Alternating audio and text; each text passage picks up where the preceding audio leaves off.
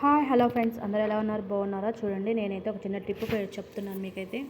So పండు మిరపకాయల పచ్చడితోటి మనం దేవుడు పూజ సామాగ్రి కానీ ఇత్తడి కాగులు కానీ ఏవైనా తోముకుంటే తెల్లగా వస్తాయి ఫ్రెండ్స్.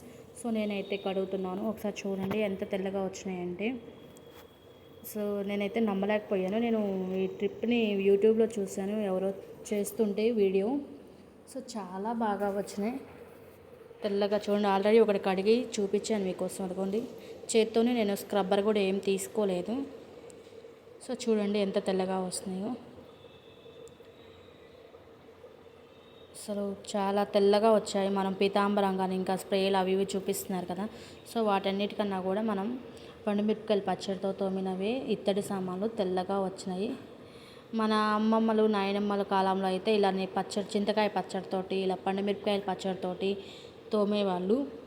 మా అమ్మ అయితే నాకు గుర్తున్న వరకు చింతకాయ పచ్చడితోటి తోమేది ఎక్కువ, మేము చిన్నపిల్లలప్పుడు. సో ఇప్పుడు పీతాంబరం వచ్చింది కాబట్టి అందరూ పీతాంబరానికి, స్ప్రేస్కి వాటికి అలవాటు పడిపోయారు.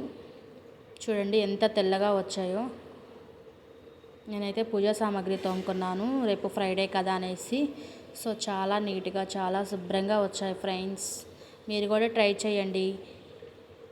చూడండి చాలా తెల్లగా వచ్చాయి, అసలు ఎంత బాగున్నాయో.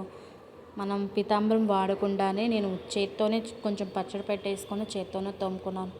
చాలా నీట్గా వచ్చాయి.